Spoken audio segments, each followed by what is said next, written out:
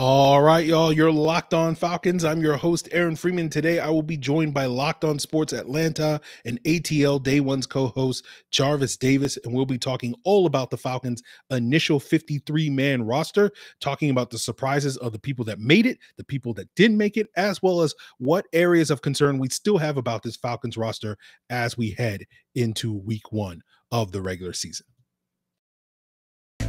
You are Locked On Falcons, your daily Atlanta Falcons podcast. Part of the Locked On Podcast Network, your team every day.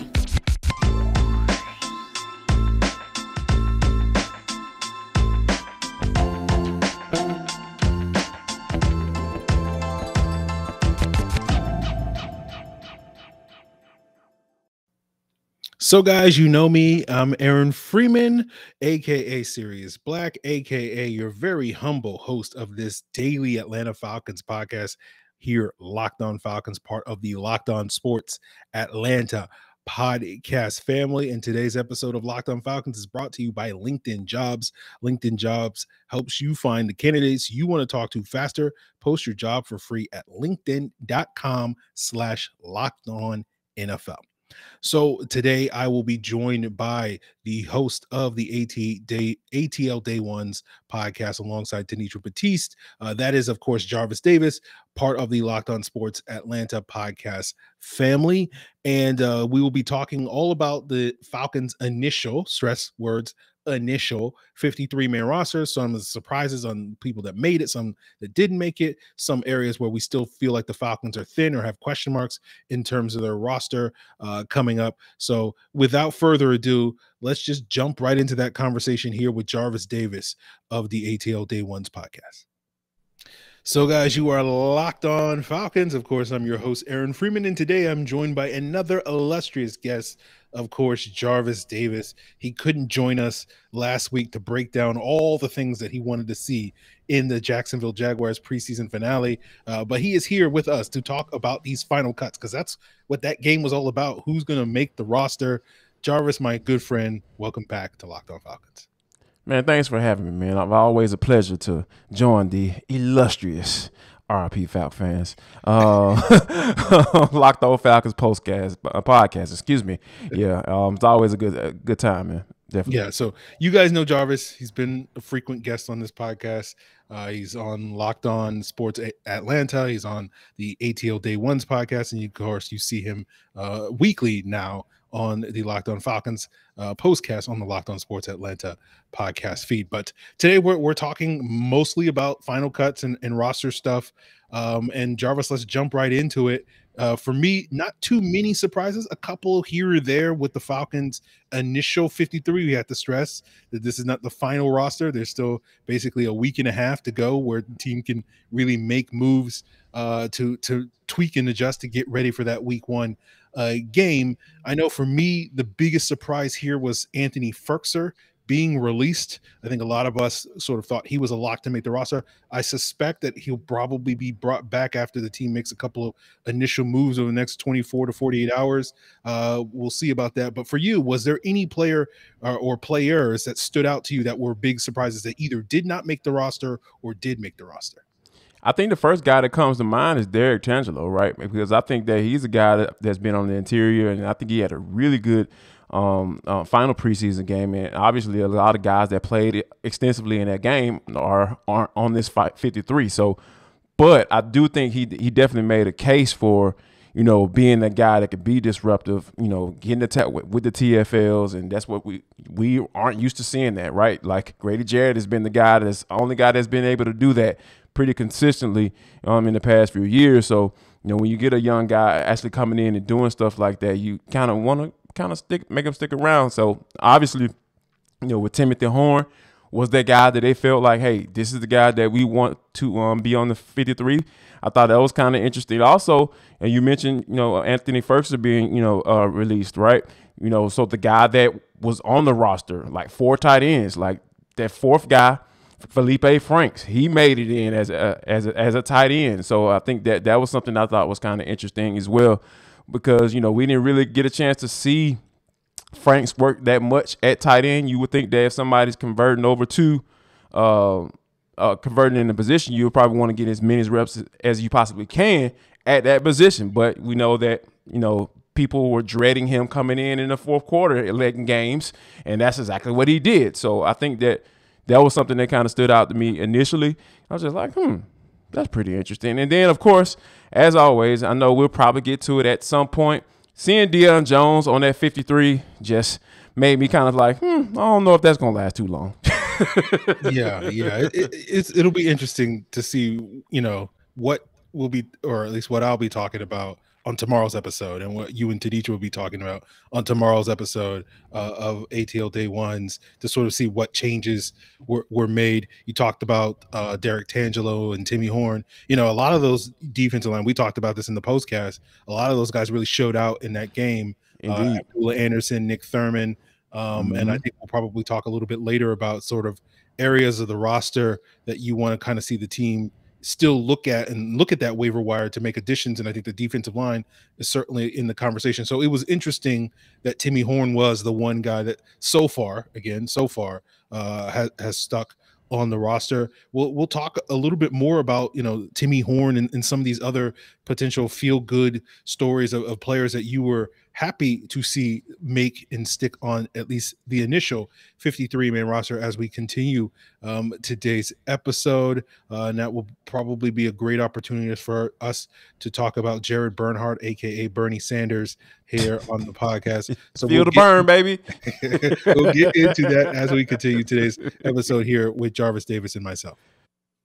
So we know the Falcons are currently in the process of finalizing their roster so that they can find the right people to help them win this fall, but perhaps you're looking for the right people to help your team, meaning your small business, fire on all cylinders this fall as well. And LinkedIn Jobs is here to make it easier to find the right people that you want to talk to faster and for free. Create a free job post in minutes on LinkedIn Jobs to reach the world's largest professional network of over 800 million people. LinkedIn Jobs helps you spread the word that you're hiring and gives you simple tools like screening questions to make it easy to focus on the candidates with just the right skills and experience so that you can quickly prioritize who you want to hire and interview. It's why small businesses rate LinkedIn Jobs #1 in delivering quality hires versus leading competitors. LinkedIn Jobs helps you find the right candidates you want to talk to faster. Did you know that every week nearly 40 million job seekers visit LinkedIn? Post your job for free at linkedin.com/lockedonnfl.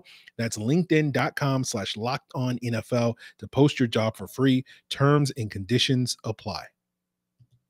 And guys, I want to tell you about Prize Picks, a new fun way to play daily fantasy sports. And with Prize Picks football, you can pick 2 to 5 players that you believe will score more or less than their Prize Picks projections. For example, if you believe Kyle Pitts will have more or less than 55.5 receiving yards in week 1, you can pick him. You can pick Josh Allen in his week 1 matchup against the Rams. Will he have more or less than 275.5 passing yards? And the great thing about Prize Picks is you're not competing against other people. It's just you versus the projections. They offer projections on any sport you want, whether it's NFL, NBA, MLB, NHL, PGA, college football, and more. Prize Picks is safe, it's fast, it's easy, and currently in operation in over 30 states in the US and Canada. All you got to do is download the Prize Pick apps or go to prizepick.com to sign up and play daily fantasy sports. First-time users can receive a 100% instant deposit match up to $100 with promo code Locked On. That means if you deposit $100, Prize Picks will give you $100. Don't forget to enter promo code Locked On, LOCKEDON, at sign up for an instant deposit match up to $100. So, guys, I want to thank you for making Locked On Falcons your first listen. And since I have Jarvis here, always recommend Locked On Sports Atlanta as your second listen. Of course, Locked On Sports Atlanta is the home for 3 different shows with 4 different hosts, including Jarvis Davis and Tanitra Batiste of ATL Day Ones, Mark Zeno with A to Z, and John Chuckery's Hitting Hard. And you can find them all on the same podcast feed, talking local sports, talking national sports. You can also find the Locked On Braves postcast there, breaking down every Braves win-loss this year, as well as I mentioned the aforementioned Locked On Falcons postcast, where we'll be breaking down every Falcons win, loss, or tie this year, Sunday live, or Thursday, Monday, whenever the Falcons are playing immediately after the game. So make sure you subscribe to Locked On Sports Atlanta so you don't miss it. So Jarvis, continuing the conversation about sort of this initial 53-man roster, we talked about some of the players that were surprised to make it, but who were some of the players that you were happy? You were like quietly rooting for that guy to stick on the 53-man roster because you thought they had a good camp or you thought they had a good story. We talked a little bit about some of the undrafted free agents like Timmy Horn, Jared Bernhardt, Nate Landman, all sort of stuck. Those guys are always kind of Cinderella guys coming into camp. You like to see players like Quentin Bell, who spent last year on the practice squad, get that sort of development and then land on a roster with that sort of year-long development as well. You like seeing the Falcons being able to poach from, up north of the border with D. Alford coming from the CFL as well. Who were some of the players that you were, at least in this initial 53-man roster, excited to see stick?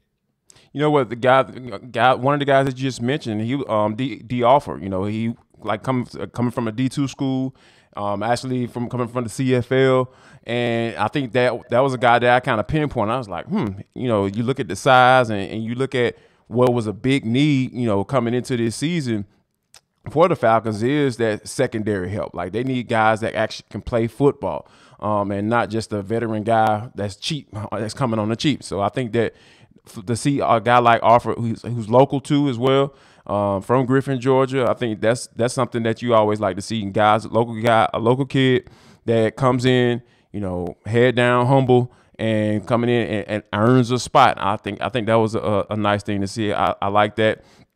And also, I have to look at, on the offensive side of the ball, Cardero Hodge. He was a guy, coming out of Prairie View A&M. Quentin Bell out of Prairie View A&M as well. So two guys coming from HBCUs, making the 53-man roster is a beautiful thing to see in my eyes. And I think that those guys, it wasn't anything that was gifted to them. Those guys came out and earned it. They forced the Falcons to cut veterans like Geronimo Allison and Auden Tate. Like they were good enough and they made enough plays to make veterans expendable. And I think that's what you like to see when you're talking about, if all you've been preaching is that, hey, competition, and these guys came in with really no expectations from the outside purview, from a fan standpoint and from people who cover this team. It's just like, oh, yeah, okay, Cordero Hodge, that's cool. But, yeah, and for them to be able to make enough plays to say, you know what, we're going to cut these other guys. And I think that was thing that I really like to see when you talk about guys coming from small schools and coming in the league and trying to make a name for themselves. Yeah, absolutely. And going back to those undrafted free agents like Jared Bernhardt and Timmy Horn and Nate Landman, those were three guys I think a lot of people sort of identified heading into camp that, were intriguing guys, particularly, on that D-line. In the linebacker position, I think a lot of people identified those as spots where undrafted free agents were potentially able to make it. But Jared Bernhardt, coming from a lacrosse background, playing quarterback at a Division III school in Ferris State, being a national champion at that, sort of being a guy that goes out there and wins games, and then playing wide receiver for the first time and seemingly successfully making that conversion. And you saw him make plays in the preseason, and then again bringing up Quentin Bell, as you said. Like, I don't think anybody thought Quentin Bell going into training camp was going to stick on this roster, and he went out there and proved the brand strong that I am always pushing. Special teams matters, and he went out there and showed out on special teams, especially this past Saturday against the Jaguars with that block punt. I think sort of cementing his status on the roster. And so we'll see sort of what, again, getting back to those of you that, need an update on sort of how this works. On Wednesday at 12 p.m. is when the end of the waiver period is. So for these guys that have like 3 or less years of NFL experience, they go through waivers. And so therefore a team can claim them off of waivers. It's based off of your priority in the waiver claim system is based off of the previous year's draft status. So the Falcons certainly will be high on that waiver claim situation and should be able to get some of the players, at least that if they put in those waiver claims. And then after that, you can establish a 16-man practice squad. But what's notable is at 4 p.m. on Wednesday, after that point, if you put a player on injured reserve, that player now becomes eligible to return for the short-term IR, which means that he can come back within 4 weeks of the season. And I think there's a couple of names that at least made this initial 53 that I think a lot of people have been speculating these last couple of days that may be candidates that, may not necessarily be expected to play, and may be the Falcons are holding on to those roster spots so that they can put those guys on the short-term IR, like a John Fitzpatrick, like a Marlon Davidson, and that will then free up roster spots for someone like an Anthony Firkser to come back, for the Falcons to go out there and make an additional move along that defensive line to bring somebody back, or to put a waiver claim out there. So as I said earlier, there's still moves to be potentially made for the Falcons. I believe last year around this time, they picked up Kobe Gossett. That was the whole situation when the team cut Josh Harris, their long snapper, for a couple of days in order to free up a roster spot so they could put out some waiver claims. So we're probably not going to see, more moves happen. But is there a player that you're kind of looking at to sort of flip the script? Is there a player that you're looking at, or players that you're looking at on this initial 53-man roster that you're like, really, how did this guy make the roster? Wow. I mean, when you think about it, there are, a couple of guys where you kind of just take a look at it and you're like, all right, man, okay, what's the deal here? And I think that for me, it was a guy like Lamon. Like, now I know he had, he was a guy, like you say, undrafted, and came in and made some plays in that last game and really showed well. And of course, he can play, a guy that can play special teams. But like let's just talk about the power of former Chicago Bears, man. Like they cut Nick Kwiatkowski for him. Like, you know what I'm saying? Like, that's some strong stuff, man. You talking about Ryan Pace recommending somebody being signed for this team, as a figurehead in that front office. We know the influence that he's had since he's been here. There's a lot of former Chicago Bears on this squad. So, in all seriousness, though, I think that, when you have undrafted guys making the final 53, man, that's amazing. Like, when you think that, and it speaks to, now I know a lot of people don't want to give Terry Fontenot too much credit right now because of, general manager PTSD. But like, you got to give a guy credit if he comes in and points out, handpicks certain guys to come in after the draft, and those guys end up making the squad. I think that is something that you have to pay attention to, because like you mentioned, like, this isn't the final 53. Like you said, we're a little bit more than a week and a half out from the first game of the season. So I think Terry Fontenot is going to be working those phones after everybody clears waivers, after they make decisions with the injury guys. I think it's going to be a lot of movement with this roster, and Arthur Smith has talked about that as well, as far as this 53 is, quote, fluid. So, yeah, that'll be something to definitely keep an eye on. Yeah, I think that's a good point about Terry Fontenot. That was kind of the point I was trying to get to earlier, but, I can't do too much praising of Terry Fontenot on this podcast. That's also part of the brand. Like, come on now, like, we can't go against the brand, baby. Come on, we got to keep it going. That's what I was trying to get to when I was talking about finding those undrafted free agents, being able to develop practice squad players like Quentin Bell, and finding those CFL guys, because we know this Falcon team isn't necessarily stacked with roster talent, and so their success and failure over the next couple of years is going to be heavily based off their ability to develop not only their draft picks, but also find some of these, just call them cheap labor. Yeah, that's what they are. Just like these hidden gems elsewhere to get guys that can contribute on this roster. And it'll be interesting to see how many of these guys do contribute this season. So that is a testament to Terry Fontenot, or, depending on, where you fall, maybe Ryan Pace a little bit in terms of that. But Jarvis, I'm very curious, because I was fully expecting, for that previous question about someone that you were surprised to make the roster, I was fully expecting you to say some, Jaylen Mayfield would be the name that would come out of your mouth. What are your thoughts on Jaylen Mayfield, at least sticking on the initial 53? To be honest with you, he is what he is, and that's a backup. He's a guy who has NFL experience. And to be honest with you, I would have cut bait, but that would then have made the Falcons have another need. And I don't think that they going and combing the waiver wires, I think they have more needs, and I think that they, definitely going to take a look at a guy that can get to the passer. From the defensive line standpoint, I think they're going to probably go out there and try to find another one of those type guys. But I think that when you talk about what Jaylen Mayfield is, right, he was really bad last year. A lot of people saying he was thrust into, starting. That wasn't a plan. I get it. But when you take somebody in the third round, man, like if he has to play, he has to show some justification that he was taken in the third round. Like a lot of people talked about this guy, coming out. There were the thing about him was he hasn't played that much. And he really isn't. You really don't know what position he plays. When you're going into the NFL, if that's what they're saying about you coming into the NFL, that's not good. I'm sorry. I'll go ahead and say that. And I think that if you draft a guy as a project, guys end up being projects. You don't draft a guy, oh, yeah, this is a project. Let's see what we got going on. But I think you got to draft based off of talent, what he has right now. And then if he ends up being a project, maybe 2-3 years down the road, he ends up being a solid starter for you. Cool. But when you drafting that high in the third round, yes, that is high. And you getting a guy that's coming in as a project, I don't think that's necessarily a great idea because Justin Schaefer is a project.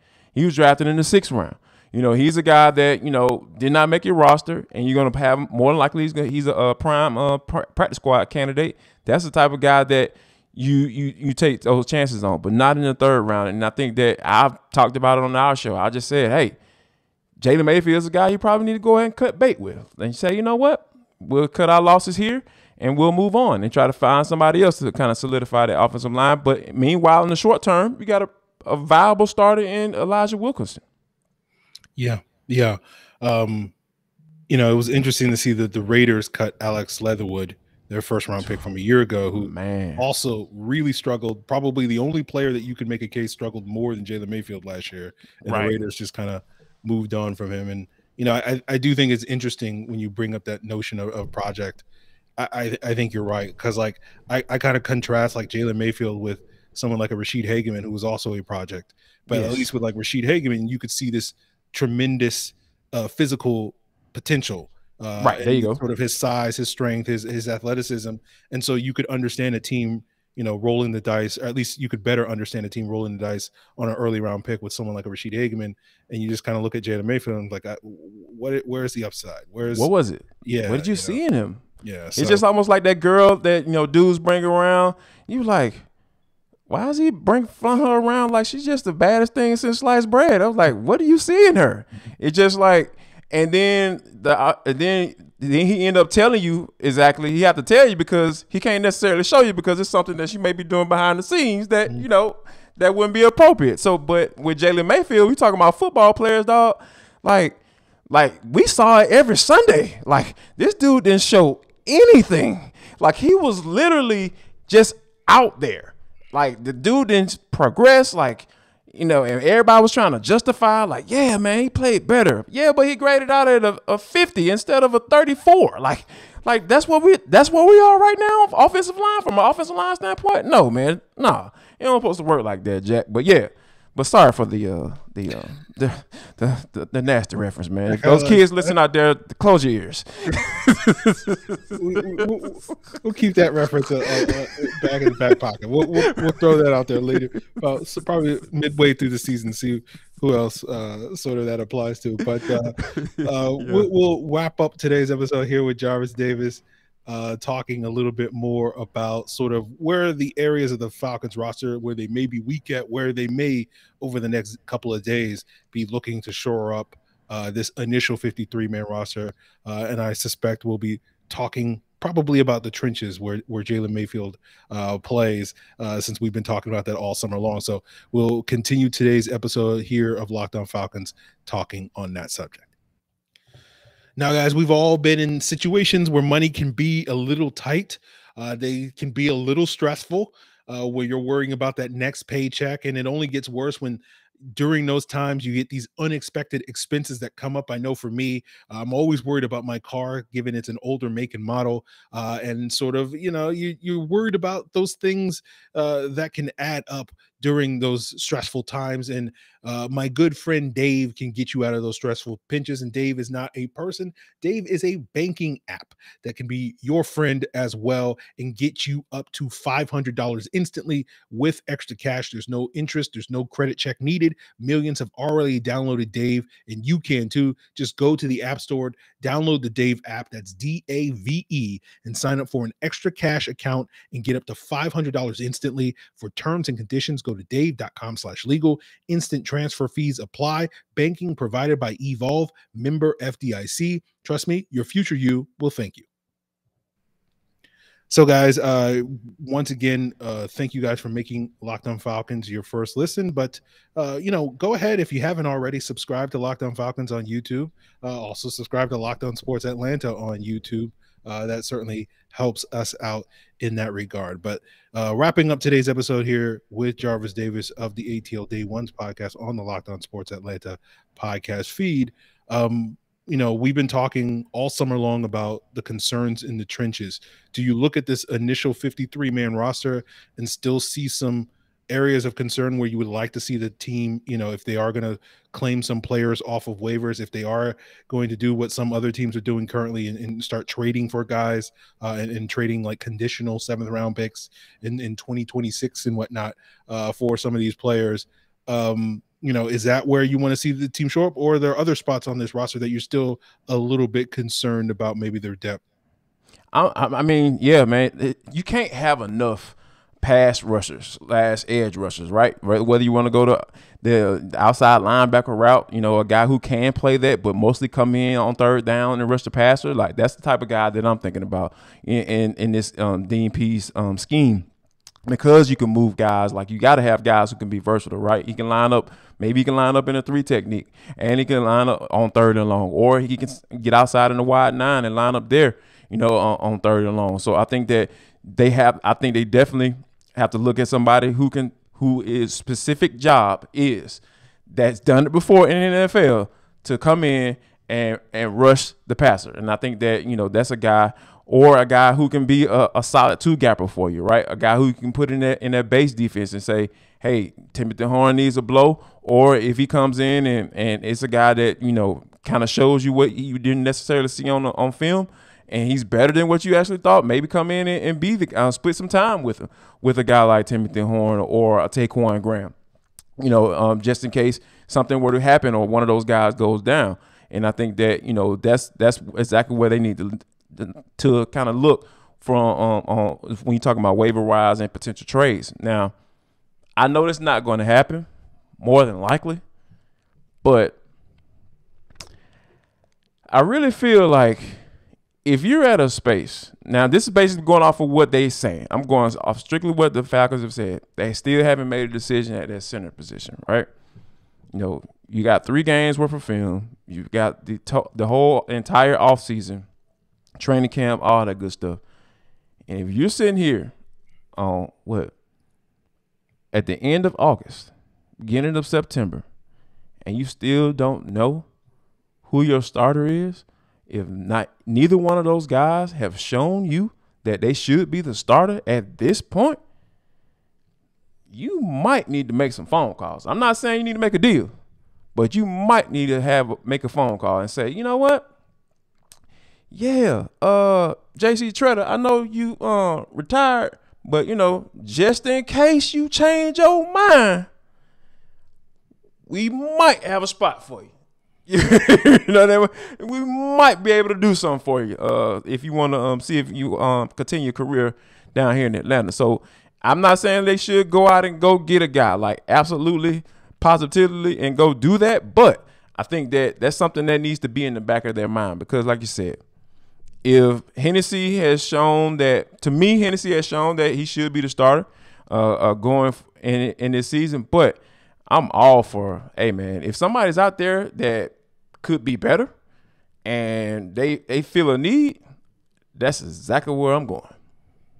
Yeah, it's, when we're talking about like areas where this team has improved, and those 3 question marks on the offensive line. You get potentially the upgrade with Elijah Wilkinson over Jaylen Mayfield. I think most people feel at least reasonably confident that he has to be better, Aaron. Like, there's no way he can be worse than Jaylen Mayfield. So I'm gonna give him that benefit of the doubt. Like, and I don't mind being wrong about that. I'm on the same page with that. And then you've heard good things about Caleb McGarry, having one of his best training camps. So at least theoretically, money on the line, baby. You can buy into the notion that he will be better this season. But like that one spot that where you're like, are they going to be better? Is Matt Hennessy going to be better than he was last year? Is Drew Dalman going to be an upgrade? And like the fact that there hasn't been a clear-cut guy that kind of ran away with the position, it doesn't necessarily inspire you with confidence. So it'll be interesting. Like, we're hoping that, all this confusion, all this, like, who's going to be the starter, we get to Sunday against the Saints, and whoever that guy is, goes out there and we're doing the postcast and we're talking about, hey, look what Matt Hennessy did. Look what Drew Dalman did. Like, they played great in this game. So that's what we're hoping for. We ain't even got to go that far, Aaron. Always, if we don't have to say the center's name and the Falcons get a win, like that, I mean, that's all we ask. We're not asking for much. Like, we're not asking you to go out there and be, a 17-game starter and, be in conversations for the Pro Bowl. No. We just don't want to call your name every other play or every other series, and that's playing clean. Hey, getting on your blocks, sticking on your blocks. Even if he puts you on your back, stay on them. Don't hold them. Don't do any, false starts or anything like that. Just play ball, man. Just be low key, be discreet. That's all I ask. I ain't gonna ask for too much, man, because I understand where this offensive line is coming from. Yeah. You want to give him a shout out because you didn't give him a shout out during the game, right? Because you didn't know. There you go, man. It's perfect, man. After the game, give him a shout out because, hey, no shout outs during the game. We didn't talk about this guy because that means he was doing his job. That's what it means when an offensive lineman. You always know what to say, Aaron. Yeah. Always know what to say, man. So that's what we're hoping for. So we'll see what happens. Again, I do think. I could see the Falcons definitely looking at possibly a swing tackle to shore up that spot. You could also see the Falcons get some defensive line help. We've been talking about that basically ever since Eddie Goldman decided he was like deuces on playing for the Falcons this year. So we'll see if the Falcons address that. And obviously this is as Jarvis put it, a fluid situation. And we'll see what happens over the next couple of days as this team, gets geared up. You would hope that things are kind of finalized by the time we get to Saturday, Sunday, because then they can get into their normal practice schedule and get everybody focused on that week 1 game against the Saints. But Jarvis, my friend, I really appreciate you coming on and joining me to talk about some of this stuff. Let the people know what you, Tanitra, and the rest have on deck for them over at Locked On Sports Atlanta. Obviously, tomorrow it'll be a lot of response today and tomorrow for the rest of the week. Let's go ahead and say that. It'll be a lot of response to what the Falcons do as far as the 53-man, how it's going to change more than likely. The coach has said that, right out of his mouth. And definitely make sure you guys follow us on Twitter at LockedOnATL. Give us a follow. We'll give you a follow right back. And that's just how we get down, man. That's what we're doing on Locked On Sports Atlanta. And of course, you can find myself at Jarvis D90, and you can find all of us on the Locked On Sports Atlanta YouTube page. And go ahead and hit that like and subscribe button once you do the same for Locked On Falcons podcast. Let's do it, baby. We're a family, baby. Let's do it. Appreciate the plug, Jarvis. So, guys, that's going to do it for us here. Always recommend, after making Locked On Falcons your first listen, check out Locked On Sports Atlanta, Locked On Hawks, Locked On Braves, Locked On Bulldogs, all part of that Locked On Sports Atlanta podcast family. And also check out, as your second listen, the Ultimate Football Preview 2022, which is launching on Wednesday, as most of you are probably listening to this episode. It's 8-episode extravaganza. Episode 1 drops on Wednesday, August 31st. So make sure you check that out with Locked On experts like myself, as well as Odyssey insiders, combining for that Ultimate Football Preview. All you got to do is search Ultimate Football Preview, Ultimate Pro Football Preview 2022 on the Odyssey app, YouTube, or wherever you get your podcast. Guys, of course, we'll keep you locked here on all the subsequent roster moves that the Falcons may make over the course of the next couple of days. And of course, we'll keep you locked, getting you ready for Hate Week, which starts next week. It's going down, baby. Face off against the Saints. We'll talk about who Drake London is going to fight now that CJ Gardner-Johnson is no longer a New Orleans Saints. So he'll have to find somebody else that he's going to have to fight on that Saints defense. Yeah, I heard Johnson got a pretty strong chin, man. So, yeah, I hate the fact that he was, he's gone now with the Philadelphia Eagles. And, I want to see Drake London knock the man out, man. Yeah. We all did.